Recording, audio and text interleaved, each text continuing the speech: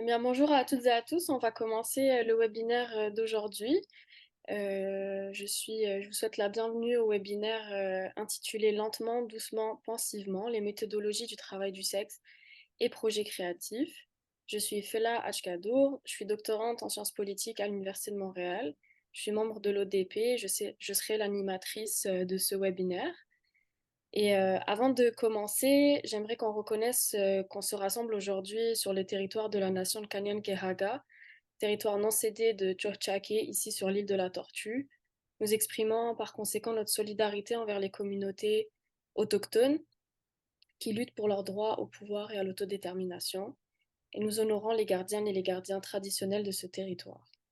Je saisis aussi ce moment en ces temps difficiles de deuil et de colère pour exprimer en mon nom et celui d'Alex aussi toute notre solidarité envers tous les peuples qui luttent contre le pouvoir colonial et qui résistent face à l'oppression et aux machines impérialistes et capitalistes et qui fabriquent des humains jetables.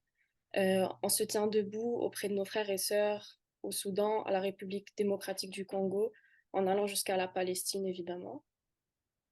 Et donc, ceci étant dit, comme la décolonisation n'est pas une métaphore, nous allons aussi essayer de faire des liens, notamment au moment de la discussion. Et je sais qu'Alex aussi va essayer de faire des liens, notamment avec l'actualité et sa présentation d'aujourd'hui. Et donc, je vais vous demander quelques consignes techniques. S'il vous plaît, fermez vos micros pendant la présentation pour éviter tous les bruits parasites. Euh, Et pendant la période des questions, on va vous inviter à prendre la parole. Vous pouvez aussi poser vos questions sur le chat, puis on va les lire et les poser par la suite à Alex. Et donc, sans plus tarder, on va rentrer dans la présentation. Je vous présente aujourd'hui Alex Tegler. Elle est candidate au doctorat à l'Université de Concordia. Ses travaux portent sur l'appropriation culturelle de l'histoire du travail du sexe à Montréal. Elle va discuter des méthodologies de recherche en travail du sexe et de projets créatifs à partir du projet Nous sommes toujours là, mené en collaboration avec l'organisme Stella, l'ami de Mémi, partenaire de l'Observatoire des profilages. À toi la parole, Alex.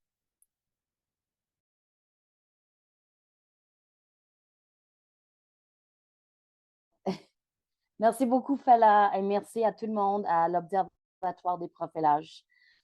Euh, Pendant que je préparais cet webinaire, j'ai beaucoup réfléchi aux idées de Henri Lefebvre et de David Harvey sur le droit à l'espace et à la façon dont le droit à une certaine expérience de l'espace, surtout dans ce cas-là en ville, a un impact considérable sur les travailleurs du sexe. Je veux que ça soit un sujet que nous gardons à l'esprit dans notre conversation après parce que c'est très important.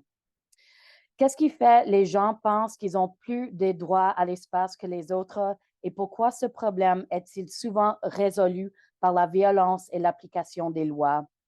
Comment pouvons-nous déshumaniser les gens à tel point que nous nous sentons autorisés à éradiquer complètement leur droit à l'espace? Ce droit rappelle le concept de homo sacer, un terme originaire de la Rome antique. Ça fait un bout de temps que je n'ai pas lu Homo Sacer, Sovereign Power and Bare Life d'Agamben, mais d'après la façon dont je comprends ce concept en tant que témoin depuis les décennies du meurtre ciblé et sous-estimé des femmes qui font le travail du sexe, l'homo sacer se définit en termes juridiques comme quelqu'un qui peut être tué sans le tueur soit considéré comme un meurtrier. Le homo sacer peut être compris comme quelqu'un en dehors de la loi. C'est une personne qui peut être assassinée en toute impunité. C'est quelqu'un qui est tellement en dessous de la citoyenneté que sa vie n'a aucune valeur. En tant que personne utilisant diverses traditions sémiotiques comme théorie et méthode pour analyser ces concepts tels qu'ils appliquent au travail du sexe, je vous encourage à prêter attention à la syntaxe et à la sémantique d'actualité ces jours-ci. Comment les mots sont-ils ordonnés pour former des phrases et quel impact cela a-t-il sur notre compréhension de quelque chose?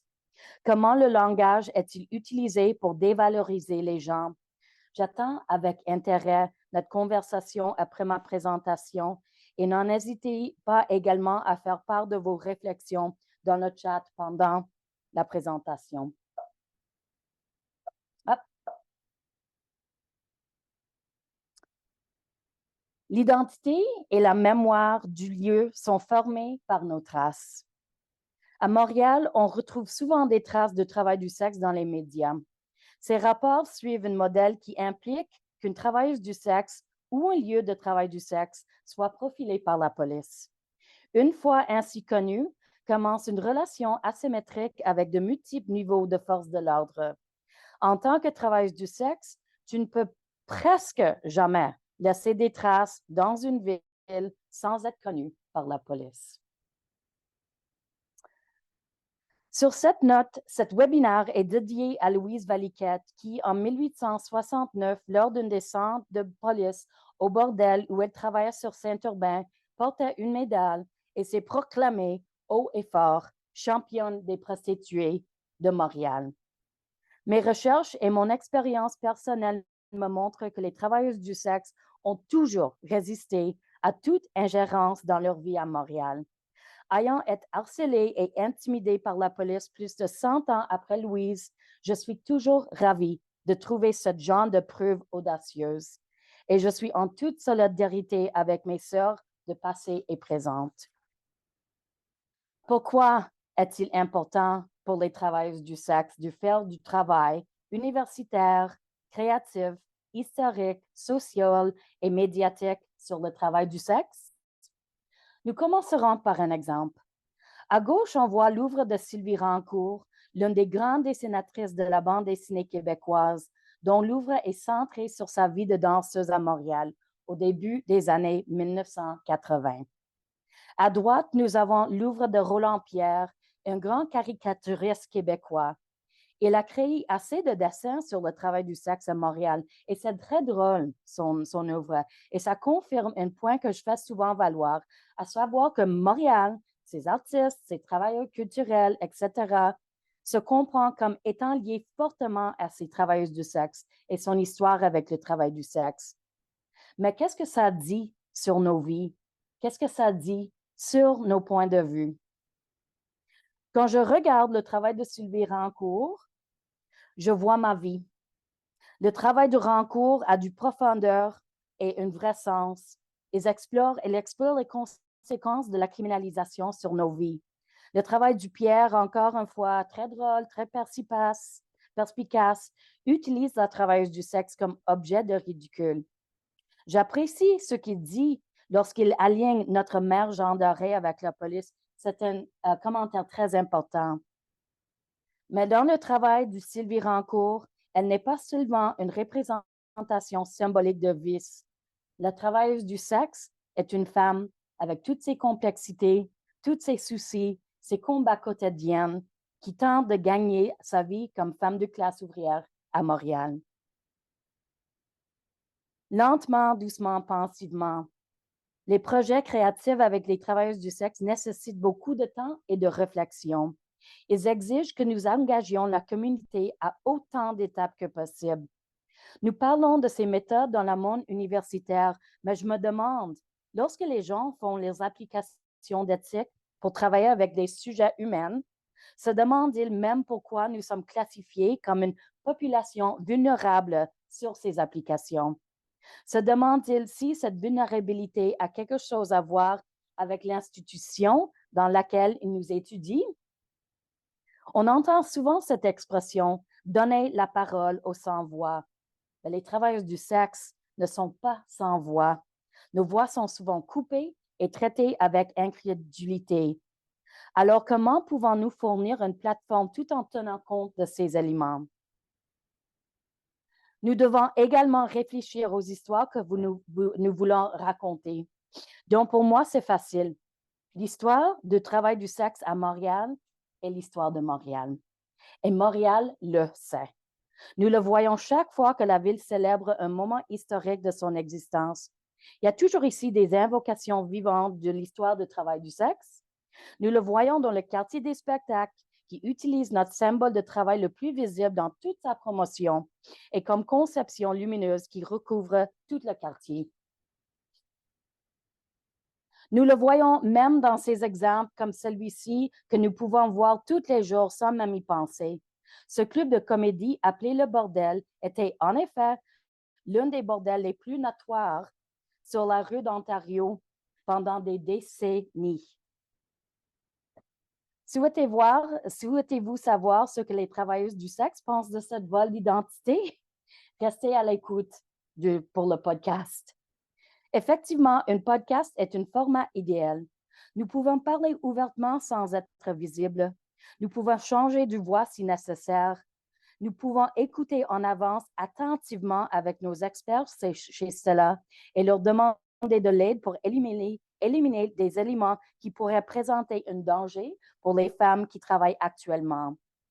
Les gens diront peut-être, ben, si vous êtes si fière d'être une travailleuse du sexe, pourquoi ne pas montrer votre visage? Ben, je le fais moi-même, c'est trop tard, on ne peut pas remettre cet octobre dans le bon. Ce n'est pas que nous ayons honte, mais nous connaissons le risque d'être vu, le risque d'être perçu.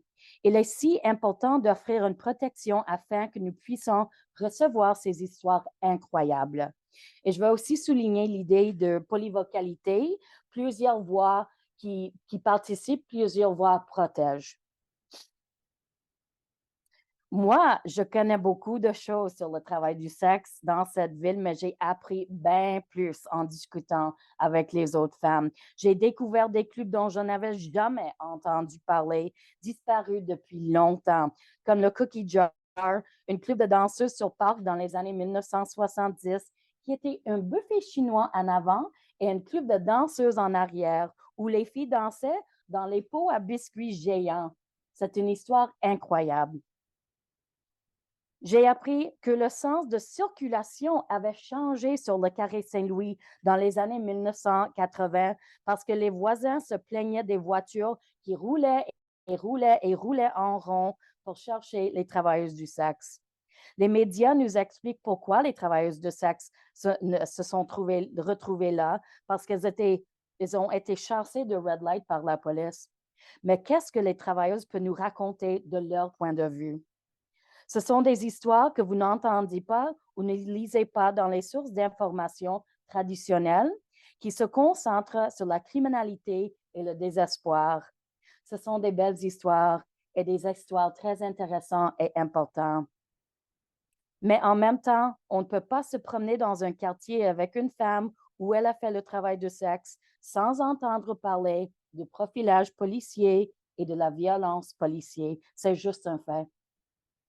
Même si on me demande, moi qui ai travaillé à l'abri des regards du public dans un club de danseuses à Montréal dans les années 1990, de me souvenir des caractéristiques architecturales du club, ben, je me souviens de la cuisine utilisée par la police pour nous harceler et prendre nos informations. Bon, ben, nous allons remonter encore plus loin dans le temps pour regarder le contexte historique sur le profilage policier et la violence envers les travailleuses du sexe à Montréal. Il est essentiel que nous comprenions l'impact de ces histoires de violence policière sur les TDS. Ils sont longs et profonds et il est important de les reconnaître comme faisant partie de la manière dont nous, les travailleuses du sexe, vivons la ville. C'est incroyable de regarder cet article d'il y a exactement 100 ans à droite, où il y avait toute cette panique à propos de notre travail autour des églises et des écoles. Que ça change. C'est le même aujourd'hui. Je peux vous dire que nous sommes beaucoup plus inquiets de la présence de l'Église autour de nous. Nous avons été bien plus blessés par eux que l'inverse. Cela inclut d'être emprisonnés dans le présent Fulham dirigé par les Sœurs de Bon Pasteur. On va retourner à ça. La documentation la plus ancienne que l'on trouve sur le travail du sexe à Montréal concerne les démêlés des travailleuses du sexe avec la loi. Et lorsque j'utilise le terme la loi, je l'entends au sens large. Ceci comprend toutes les formes de clergé, ce que nous appelons aujourd'hui des travailleurs sociaux. Ça, c'est une profession organisée en département à McGill en 1918 et qui a attiré particulièrement les femmes. La police, la surveillance citoyenne, les médecins, les infirmières, les tribunaux et les autorités de la ville élite. Toutes ces personnes ont un impact sur la criminalisation du travail du sexe. Nous voyons des informations sur les perquisitions dans les maisons closes, dans les plus anciens journaux de la ville, tant en français qu'en anglais. Dans les... attends. Dans les documentaires judiciaires, nous voyons des femmes accusées pour racolage dans la rue ou sortir en public après certaines heures et se comporter de manière bruyante ou simplement être trouvées comme détenues des bordels. Nous voyons des rapports des entrepreneurs moraux tels que la comité de 16 ici en 1918, dans lesquels les membres de cette organisation non officielle se représentaient essentiellement eux-mêmes et se guéraient devant des bordels de Cadieux, qui est maintenant de Bouillon, prenant des notes méticuleuses des allées et venues des gens. Ces notes, je dois vous dire, sont hilarantes. J'appelle ce type de travail le porno missionnaire. Ces descriptions lascives et détaillées des bordels sont très excitants. Les TDS ont toujours été confrontés au profilage à Montréal. On y trouve des efforts pour éviter cela de manière évidente et aussi de manière plus subtile. On voit aussi des travailleuses du sexe lutter contre le profilage et la violence policière.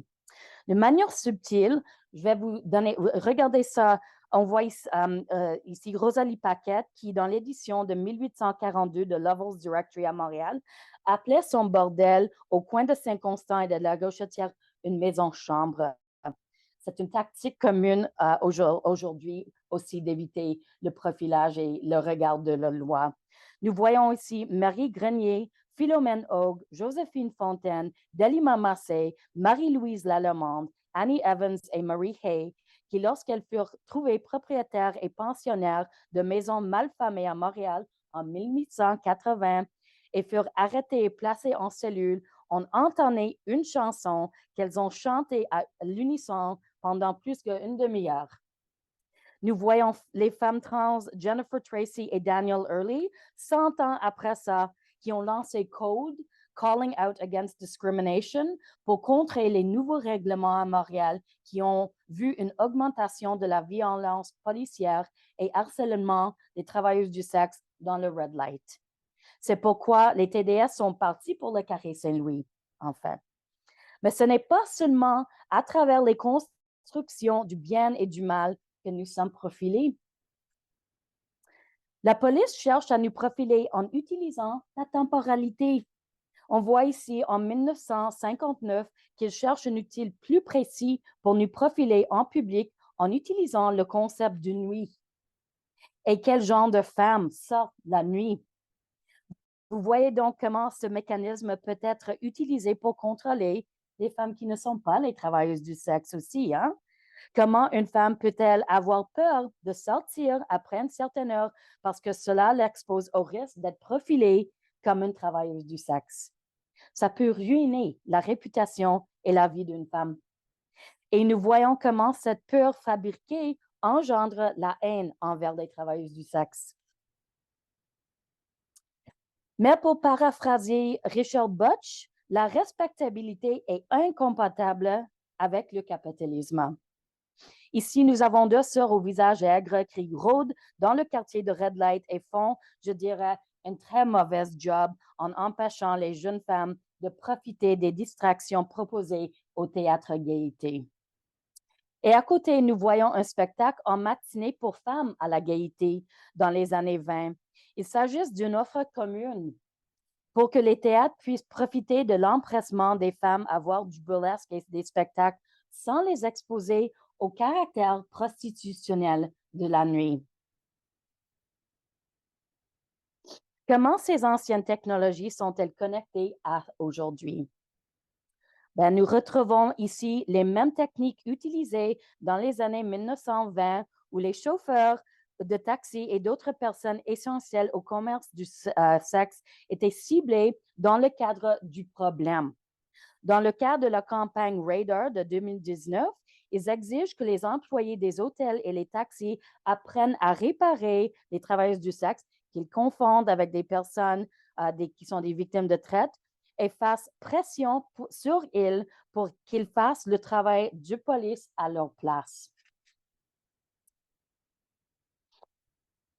Alors, je vous dis tout ça parce que lorsque nous travaillons avec notre communauté, nous n'arrivons pas sans rien. Nous n'entrons pas dans un domaine nouveau en matière de profilage et de harcèlement policier. Il est important de reconnaître cette violence historique et de ne pas le prendre à la légère. Nous ne pouvons pas le considérer comme isolé ou nouveau. Lorsque nous luttons pour la décriminalisation de notre travail ici à Montréal, nous ne battons pas seulement pour nous, mais pour les milliers de femmes qui nous ont précédées, qui étaient courageuses, féroces et fortes, comme Louise Valiquette.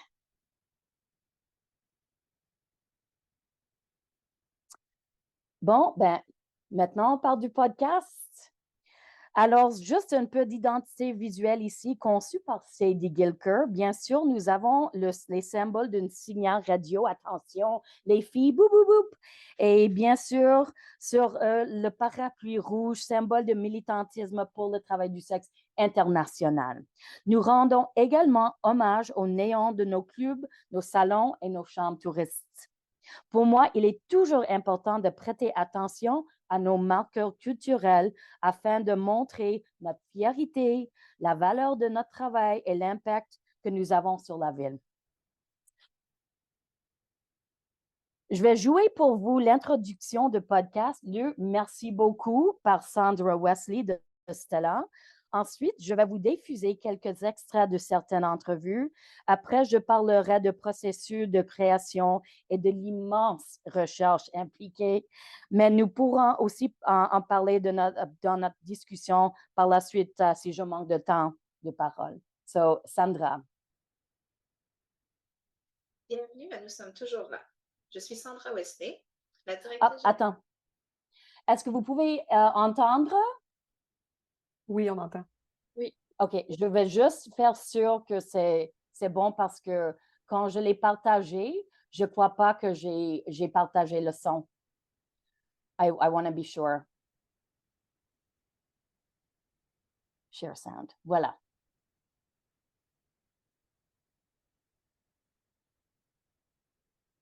Je devais avoir un problème technique. Voilà. Bienvenue à Nous sommes toujours là. Je suis Sandra Wesley, la directrice générale de Stella, l'amie de Mamie. Nous sommes toujours là a été réalisé en collaboration avec notre organisme et donc je suis ici pour vous le présenter. Nous sommes toujours là a été créé dans le cadre d'un projet plus vaste de l'Université Concordia appelé la Ville extraordinaire, conçu par la Dr Cynthia Hammond et financé par le Conseil de recherche en sciences humaines. Nous avons cherché à savoir ce que les Montréalaises et Montréalais les plus âgés connaissent de notre ville et nous nous sommes tournés plus spécifiquement vers notre communauté pour leurs souvenirs de travail à Montréal de la fin des années 60 à très récemment. Sous la direction avec le soutien de notre organisme Stella, l'amie de Mamie, un organisme par et pour les travailleuses du sexe, Alex Tiglar, membre émérite de notre communauté, a récolté les histoires de nombreuses femmes. Notre objectif n'a jamais été de faire un podcast sur le profilage et le travail du sexe. Nos questions portaient sur nos souvenirs des espaces dans et autour desquels nous travaillons. Nous avons abordé le sujet du point de vue de personnes intéressées par l'environnement bâti de Montréal, qui est en constante évolution, et ce que les travailleuses du sexe en savent. Les questions portaient spécifiquement sur les mémoires spatiales. Bien sûr, nous n'étions pas naïfs. Nous savions que la question du harcèlement policier, des comités citoyens opposés au travail du sexe allait se poser. Il est impossible de parler de la notion d'espace avec des travailleuses du sexe sans que celle-ci mentionne la manière dont elles naviguent les différents lieux de la ville en tant que femmes surveillées et criminalisées. Alex a elle-même travaillé pendant les grandes guerres de danse à 10, du début jusqu'au milieu des années 90, et se souvient de la présence policière en uniforme, mais aussi undercover dans les clubs. Je suis sûre que beaucoup d'entre nous se souviennent de ces images de descente dans Allo Police, des images mettant en scène des femmes qui se couvrent le visage. L'objectif de ces photos était de fabriquer le sentiment de honte lié au travail du sexe. Encore une fois, ce n'était pas notre objectif. Nous n'étions pas intéressés à documenter nos interactions avec les forces de l'ordre. Nous ne voulions pas reproduire ce narratif sur le travail du sexe et confirmer les préjugés du grand public sur ce métier. Nous entendons assez de ce genre d'histoires. Des histoires racontées de manière complètement décontextualisée dans les médias traditionnels. Nous voyons le consentement des femmes ignoré lorsque des photos de police ou encore des photos de descente circulent, mais aussi lorsque nos vrais noms sont exposés par les médias citoyens, les réseaux sociaux et les médias grand public. Nous voyons notre dignité et notre complexité complètement aplaties au nom du travail journalistique. Ce n'est pas ce que nous voulions transmettre de nos vies. Et quand nous avons rencontré ces femmes en personne, le fait de se promener dans leurs anciens lieux de travail était en effet un plaisir. Quand les femmes nous montraient leur quartier, c'était véritablement un plaisir. Elles pointaient du doigt les salons de massage où elles gagnaient bien leur vie, les appartements et les hôtels qu'elles utilisaient pour le travail, les tronçons de rue où elles travaillaient à deux ou en groupe, prenant le soin les unes des autres. Elles ont également montré les bars où elles rencontraient des clients, les restaurants qui acceptaient chaleureusement leur présence, mais aussi des petites chambres touristiques qu'elles utilisaient. Ou du moins où se trouvaient ces endroits, car beaucoup de ces espaces ont complètement disparu. Il en reste très peu de traces. Mais en plus des souvenirs du travail, de l'agitation, de la création de réseaux et de communautés solides, en plus du fait de gagner de l'argent dans leurs propres conditions et d'être fiers de leur résilience, les travailleuses du sexe ont raconté avoir été volées, agressées et humiliées par la police, les citoyens, certains clients et des personnes qui se faisaient passer pour des clients. Elles ont parlé d'être manifestement des femmes, mais d'avoir été arrêtées et amenées dans une prison pour hommes parce qu'elles étaient trans. Elles ont évoqué le fait que la police observait et se familiarisait avec leurs tactiques de sécurité et les violait à maintes reprises. La violence subie par les travailleuses du sexe était et demeure en grande partie due à la criminalisation de notre travail. La façon dont la police et d'autres en profitent est un thème récurrent dans de nombreuses entrevues. En discutant avec des travailleuses du sexe de l'environnement bâti, on a découvert des histoires sur les multiples façons dont elles vivent le profilage socio-économique, le profilage de genre, le profilage racial, le profilage de respectabilité, ce qui est finalement considéré comme manière appropriée pour une femme d'être visible en public et qui a le pouvoir d'en décider. Mais aussi ce que ça signifie d'être une femme considérée comme une menace pour la sécurité et le bien-être public, une menace pour les valeurs patrimoniales et patriarcales, pour les valeurs citoyennes et un affront à l'autorité de la police. Cela n'inclut pas seulement les femmes elles-mêmes, mais nos lieux de travail physiques également. Ce qui distingue ces histoires de celles que vous pouvez lire dans les médias traditionnels, c'est qu'il y a un contexte à ces rencontres avec les forces de l'ordre. Ce sont en fait les conversations sur l'espace, ces conversations quotidiennes sur l'odeur d'un lieu, une enseigne ou l'absence d'enseigne, la loge, les bruits de la rue, la libération qui accompagne le fait de gagner de l'argent à ses propres conditions, à un rythme qui nous convient, la solidarité avec les autres travailleuses, qui montre à quel point cette violence est déplorable, illégitime et excessive. Encore une fois, cela n'allait pas être un podcast sur le profilage et la criminalisation. Mais après avoir écouté à plusieurs reprises le contenu produit, simplement en discutant de nos souvenirs de la ville, nous avons pensé qu'il serait important d'héberger les résultats sur le site de l'Observatoire des profilages, et nous les remercions de leur soutien à cet égard. Toutes les travailleuses du sexe à qui nous avons parlé n'ont pas forcément une histoire de rencontre négative avec les autorités, et le profilage est vécu plus directement et plus violemment par les femmes qui travaillent à l'extérieur. Cependant, écoutez attentivement et vous entendrez que les femmes anticipent le profilage, comme par exemple le fait de connaître les nombreux risques d'être perçues comme une travailleuse du sexe et de s'assurer de ne pas être visible lorsqu'elles entrent dans le club de danseuses où elles travaillent, le fait de ne pas se faire remarquer par ses voisins, ou encore le fait de marcher prudemment dans les couloirs d'un hôtel en tant que jeune femme seule, essayant de ne pas attirer l'attention sur elle, parce qu'elle sait ce que cela signifie et quel est le risque encouru. Mais aussi le fait que plusieurs femmes peuvent recevoir des amendes lorsqu'elles croisent la police par le simple fait de circuler dans leur quartier. Le profilage existe sur un continuum et penser à ces histoires dans ce contexte soulève des questions importantes pour celles et ceux d'entre nous qui étudient les questions telles que le droit à la ville, le droit à l'autonomie corporelle et la géographie humaine.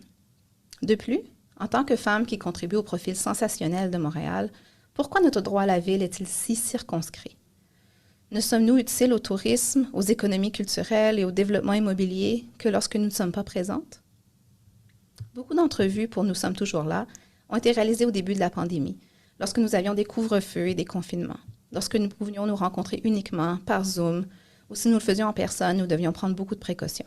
C'est pour cela que la qualité sonore n'est pas toujours au rendez-vous, et nous suggérons d'écouter ces podcasts avec un casque audio. Il est important de considérer ces premières entrevues dans leur contexte plus large, la pandémie. Les gens ordinaires ont vécu pendant un certain moment ce que les travailleurs du sexe ont vécu dans cette ville pendant des siècles, la criminalisation de leur présence dans l'espace public et privé, notamment la nuit. Ce n'est pas nouveau pour les travailleuses du sexe. Nous avons bien relevé ces défis. Alex a envoyé des micros aux participantes, ce qui parfois ne fonctionnait pas correctement. Mais tout le monde jouait le jeu avec beaucoup de générosité. Et cela nous a aidés à nous connecter les unes aux autres pendant cette période vraiment isolante. Cela m'a rappelé, une fois de plus, que les personnes qui prodiguent le plus d'attention et de respect aux travailleuses du sexe sont les autres travailleuses du sexe. Nous sommes toujours là, l'une pour l'autre. Comme nous sommes à Montréal, ce podcast est en français, en anglais et en franglais. Alex et moi sommes reconnaissantes à la Dr Cynthia Hammond et à l'équipe de Ville Extraordinaire pour leur patience et leur soutien, au CRSH, à l'Observatoire des profilages, à Fela et Billy, et surtout à toute la communauté de Stella, l'amie de Mamie, pour avoir fourni depuis près de 30 ans aux travailleuses du sexe de Montréal le soin et le respect que nous méritons. Car nous sommes toujours là, nous avons besoin de services essentiels que cet organisme nous offre depuis 1995. Et maintenant, nous sommes toujours là. Merci Sandra pour venir au studio et faire cette grande introduction. Et elle demande des très bonnes questions. Et puis, je suis contente de vous dire que Sandra était avec nous aujourd'hui aussi. Bon, je vais, on va écouter un peu de clips de podcast. Dans le premier, c'est dans cet épisode, Anita m'a fait visiter le centre-sud où elle travaillait au début des années 2000. Toutes les travailleuses du sexe du centre-sud travaillent à proximité de l'ancienne prison de la rue Fulham, construite en 1872-76. Et comme je vous ai dit, c'était dirigé par les sœurs aussi connu sous le nom d'Asile Sendari. Il était dirigé par les Sœurs de Montpasteur jusqu'à sa reprise définitive par la province en 1960. C'est maintenant le bâtiment SQ. Et la présence du bâtiment SQ, ce qui surveille le quartier rappelle constamment que les travailleurs du sexe sont surveillés. Ces rappels et ces études de profilage ne sont pas donc seulement présents dans leurs échanges personnels, mais aussi dans les bâtiments. Et ils font partie de l'histoire sociale et architecturale des violences contre les travailleuses du sexe dans ce quartier. Et voici Anita qui parle de cela, ainsi que l'importance des bâtiments et autres abris adaptés aux itinérantes. Fait que... Bon, tu vois, en background, on a le fucking SQ qui est toujours là. Cette grande immeuble ici? Yeah, okay. En arrière, là. That's the fucking SQ. Yeah. Ah, je ne le savais pas. Ouais. Mais beaucoup plus tard dans ma vie, à un moment donné, j'ai eu un moment d'itinérance. Puis dans ce temps-là, j'ai utilisé beaucoup ce quartier-ci comme lieu de home, là. Tu sais, the sense of your home. Where's your home? It's Papineau, Ontario, tabarnak. Tu sais, it's a corner. And puis ça, c'est une communauté. T'sais. Fait que là, tu vois, c'est un gros mur de béton. Avant, il y avait une porte ici avec un gros balcon en bois, là, une grosse terrasse. On se traînait souvent là-dessus. C'était souvent en dessous de ça ou proche de ça qu'on bâtissait nos petits campements là, avec un vieux de la vieille du coin. Puis c'est ici, dans ce stationnement-là, que... Mais avant, il y avait une porte aussi dans le coin là-bas. Il s'était pas bétonné de même, là. Fait qu'on pouvait passer par là-bas. On pouvait venir se changer ici, fumer un petit joint, se calmer ici. Tu sais, on se regroupait ici. Mais aussi, il y a du monde qui dormait, là. J'ai starté mon premier hiver dehors à dormir dans une vanne abandonnée qui était ici. Wow. Ouais. Donc, il y a beaucoup à dire sur ce coin dont parle Anita. C'est là qui se trouvait le Joli Cœur, un hôtel qui était utilisé par les travailleuses du sexe. Il y a beaucoup de femmes qui le mentionnent. Certaines disent que c'était incroyable. Nous avons tellement fait le party là-bas. D'autres l'ont décrit comme un trou, mais leurs souvenirs sont de première main. Encore une fois, c'est vital que les travailleurs du sexe parlent de leur vie. Quand on voit ce qui produisent des artistes qui ont aucun lien avec cet espace, c'est évident qu'ils laissent un peu libre cours à leur imagination. Il y a un groupe d'artistes qui a fait un livre là-dessus, sont consultés les travailleurs du sexe et ça se voit. Je ne vais pas le montrer parce que vraiment, je le trouve, cet effort artistique, c'est gênant, mais vous pouvez le rechercher. Alors que les artistes peuvent apprécier le frisson de la proximité du travail du sexe, les travailleuses du sexe elles-mêmes continuent d'être punies et harcelées pour avoir travaillé dans cette ville.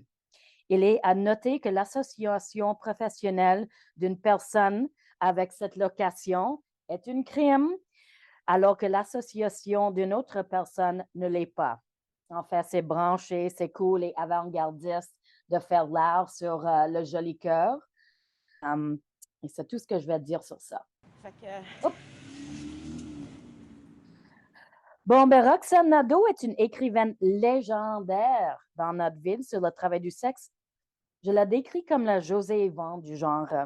Son court roman Pute de rue est l'un des représentations les plus vivantes du travail du sexe de rue dans le centre-sud que vous ayez jamais lu.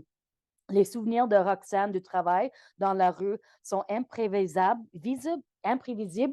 mais pour elle, le pire aspect du travail du sexe de rue était les comités citoyennes.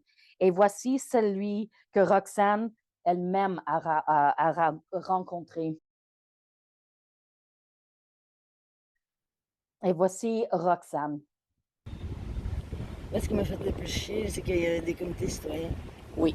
Puis parmi ces citoyens-là, les plus grands défenseurs, là, les plus anti de rue, là, c'était des clients. One was a trick of mine. Ça a pissed me off. Et puis, c'est ça. C'était dans quel quartier, ça?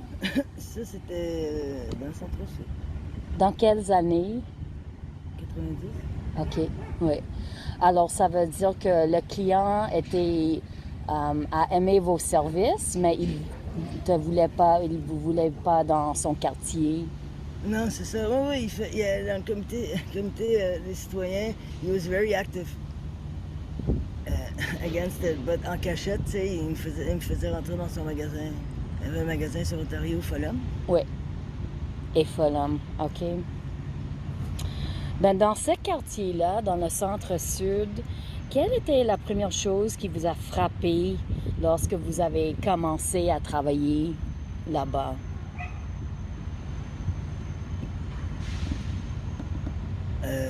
Qu'il y avait beaucoup de filles. Il y avait beaucoup de filles, hein? Ouais. Oui.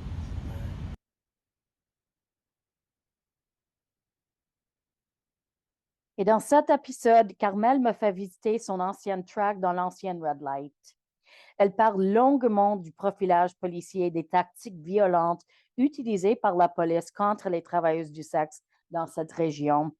Carmel évoque notamment le notoire Station 21 de ce quartier où les policiers sont entraînés à des tactiques, des profilages violents, puis déchaînés, pour ainsi dire, sur d'autres quartiers de la ville. This is a symbol that really I find very Puis Carmel a parlé comment ça a été de traverser le parcours lumière de son ancienne piste. This is a symbol that really I find very hurtful everywhere, but to see it here specifically, especially now that this place is abandoned, but the lights are still there. Carmel m'a également donné une de mes citations préférées lorsque je lui ai demandé si elle se souvient des monuments spécifiques dans le Red Light. Elle m'a répondu, « Nous étions les monuments. Les gens sont venus nous voir. »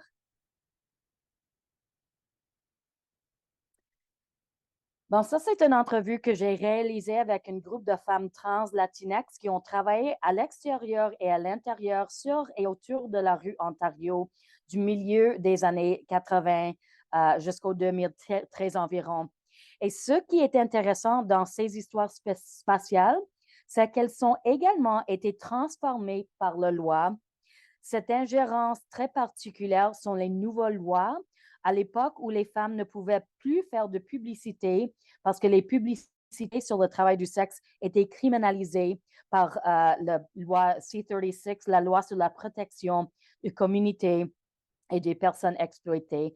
Les journaux hebdomadaires ont eu un impact considérable sur l'histoire spatiale du travail du sexe et vice-versa. Vous pouviez accéder au Montreal Mirror parce que les travailleuses du sexe payaient pour y publier des publicités. Il y a eu un moment entre la fin des années 80 et environ 2010 où cette rue était dominée par les travailleuses du sexe trans-latinex et elles ont rendu le quartier très dynamique. Maintenant, c'est fini. C'est donc une histoire vraiment éphémère, mais vitale.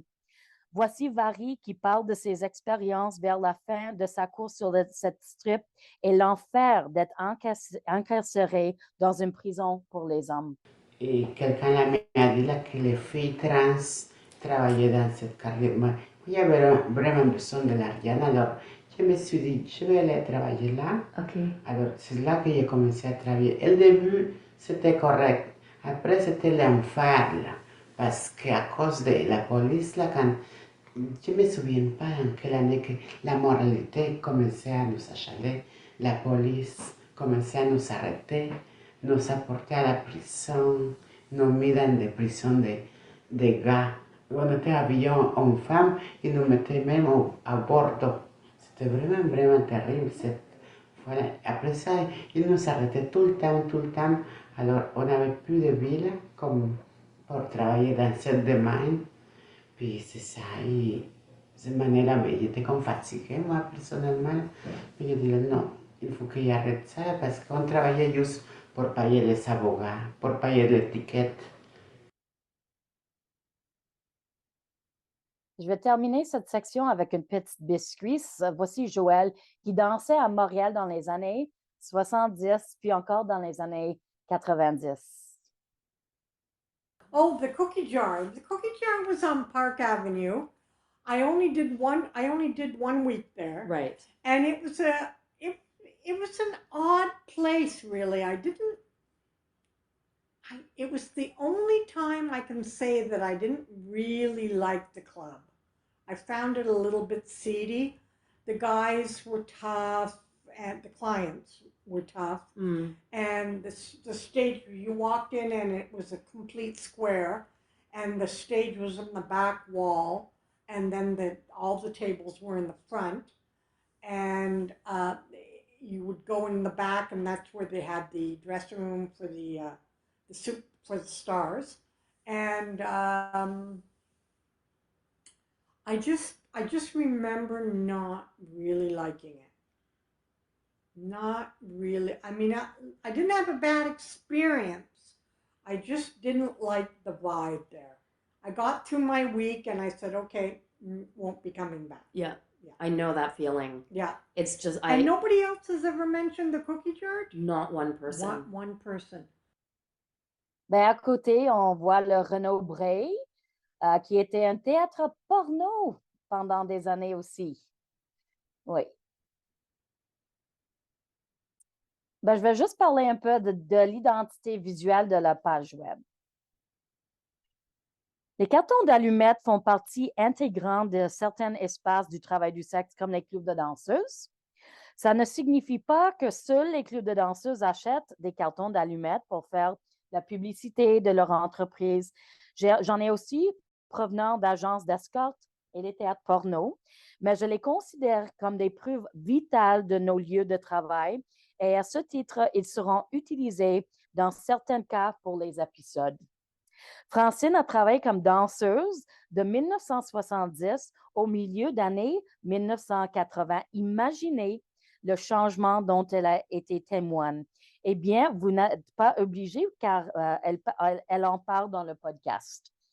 Et ce ne sont que la moitié des clubs dont lesquels Francine a dansé à Montréal, mais ils racontent toute une histoire de notre ville, n'est-ce pas? Regarde la différence. Francine a vécu tous ces changements. Il n'y a pas beaucoup de personnes à Montréal qui possèdent ce savoir très précis, qui aient vu des changements de style de danse, qui les aient vécus. Et c'est très précieux, cette connaissance. On connaît l'histoire du relais. Qui connaissent l'histoire de relais, de colonial, du All-American, de Cléopâtre, de l'Axe, de l'Audio chez Francis et de tant d'autres clubs aujourd'hui complètement démolis? Eh bien, c'est Francine. Et bien sûr, ses rencontres avec les forces de l'ordre sont tissées dans son histoire, qui est notre histoire de travailleuse du sexe. Et nous pouvons reconstituer cette histoire visuellement à travers des archives traditionnelles et dans certains cas plus contemporains, Google Street View, comme je montre. Ça, c'était chez Francis, complètement démoli. Mais rien ne vaut une boîte d'allumettes. Cette petite opportunité pour une entreprise de vous accompagner et vous souhaiter le bienvenu. Et vous apprendrez également dans le podcast comment nous, les danseuses, les utilisions au travail comme un boulier. Donc, mon plan pour chaque épisode est d'avoir une collection de visuels qui améliorent l'histoire et peut-être aussi un fichier que vous pouvez télécharger parce que j'ai fait tant de recherches et je pense qu'un compagnon important de ce travail est l'histoire spatiale de ces lieux. C'est fascinant. Certaines entrevues ne sont pas vraiment de grande qualité, mais elles sont vitales. Elles ne seront donc soit qu'une transcription avec des visuels, soit des extraits avec des visuels aussi. Bon, pendant la pandémie, la recherche, j'étais une de ces personnes qui était complètement seule et je sais que cela a des avantages, mais wow, j'étais seule. Alors, ce que je faisais, c'est louer des Bixi électriques et parcourir la ville pour visiter les endroits dont les femmes avaient parlé ou ceux qui sont ressortis dans mes recherches. Et j'ai fait ces petites présentations dans la rue, genre vraiment se situer dans l'endroit. Je ne sais pas si nous pourrons les utiliser, mais ça m'a rendue très heureuse de passer du temps sur place et d'être dehors sur le terrain. Ceux-ci sont en anglais, mais je pense que vous pouvez les faire traduire par Zoom si vous voulez écouter. Je vais juste vous montrer un.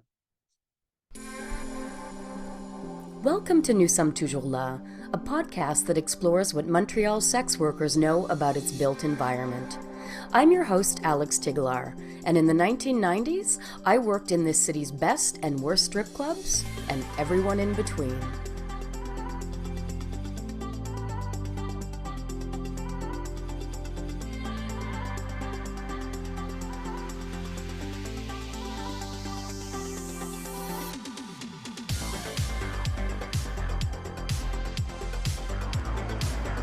I'm standing in front of 7100 VO in St. Leonard, just below Jean Talon.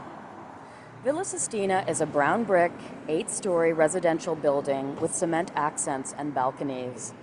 Its construction was completed in 1969. Though it is rather nondescript from the outside, the lobby tells a different story altogether.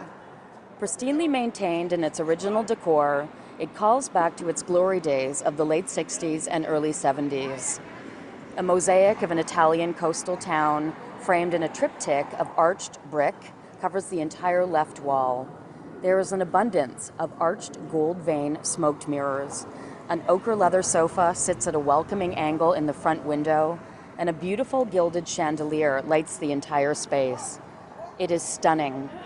I can imagine women with high lacquered hairstyles, lounging about in fur coats, smoking cigarettes, waiting for taxis in this perfectly preserved, elegant space. A newspaper advertisement from 1973 for Villa Sistina promises luxurious 3 and 4.5s that are heated with individual thermostats, intercom, cable television, 2 elevators, plenty of parking, a rooftop patio and a pool. All the modern comforts of the time. Just 1 year before this ad was placed, one of Montreal's most successful madams, Martha Adams, was arrested in a sting operation in this very building. She was running an outcall from her apartment on the 7th floor. By the time the ad ran, Martha Adams was in Tongay Prison for Women. She was known to be kind to the other inmates, offering them cigarettes and candy, and even starting a little cottage industry crocheting bikinis and mailing them out to people who sent money. According to records I have found, Martha Adams died in the early 2000s. I'm highlighting Martha Adams' apartment building because it tells a story of so many similar buildings all over the city. It tells the story of residential sex work. Sex work doesn't just happen in strip clubs, on the streets, or in the neon-lit Nuru massage parlors all over St. Catharines. To this day, it is very often being conducted in these modest-looking buildings. While Martha's business was mainly outcall, in that she took phone calls and booked appointments for the sex workers she managed, she did host parties here with the girls on her roster and her clients. I wonder, as I see the young couples and families coming in and out the front door, if anyone even knows about the famous former resident in Unit 706. Alors vraiment, je veux inclure ça parce que cette recherche pour moi est très précieux, mais je voulais juste vous montrer, like the research, la recherche que j'ai fait, c'est profond. Attends.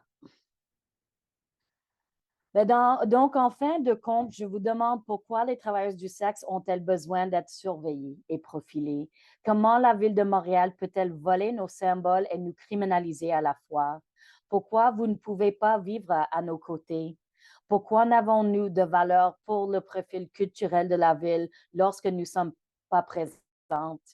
Lorsque nos traces sont effacées et remplacées par une histoire qui nous rend hommage, mais ne veut pas que nous soyons présents, que faisons-nous? En tant que travailleuses du sexe, c'est que nous faisons. Ça, c'est ce que nous faisons. Nous racontons nos histoires. Nous parlons aux femmes qui nous ont précédées. En tant que travailleuses du sexe, voici exactement.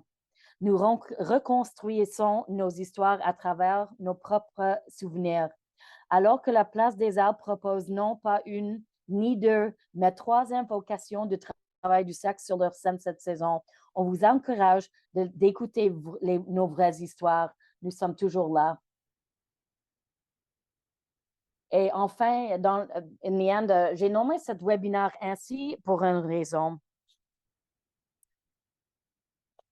Et ce n'est pas seulement parce que c'est ainsi que nous travaillons en communauté, mais aussi parce que les lois actuelles empêchent toutes les travailleuses du sexe au Canada de le faire au travail. C'est intentionnel de la part des forces d'ordre pour nous empêcher de négocier soigneusement avec des clients potentiels, de ralentir une transaction pour avoir une meilleure idée d'une personne, de nous demander si nous nous sentons en sécurité.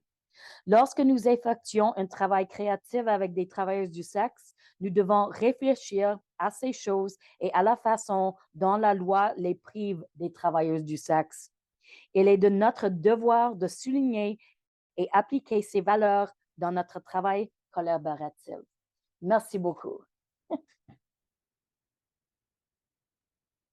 Yeah, merci Alex. Merci beaucoup pour cette présentation. C'était très intéressant. Merci pour de nous offrir finalement toutes ces histoires, ces archives. Et je choisis le mot offrir parce que c'est un cadeau que tu nous fais ici, qui est très précieux. Et je peux témoigner aussi du cœur que tu mets à l'ouvrage dans ton travail de recherche, comme on dit en anglais, labor of love. Donc Oui. c'est vraiment très... c'est vraiment merci en mon nom et en nom des personnes présentes ici. Beaucoup de choses ont été abordées, notamment la question de l'appartenance à l'espace, qui appartient à l'espace, qui décide qui appartient à l'espace, euh, la criminalisation du travail du sexe, qui finalement va s'étendre pas seulement aux forces de l'ordre, de qui on peut attendre cette criminalisation, mais aussi à des citoyens, à des personnes qui vont faire le rôle de cette police et donc perpétuer la criminalisation, le profilage des travailleuses du sexe.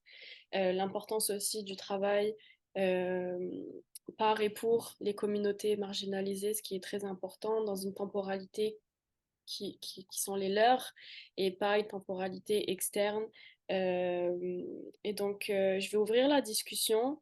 Beaucoup de choses ont été abordées. Si vous avez, on a comme 15 minutes, peut-être plus, 30 minutes, ouais, pour...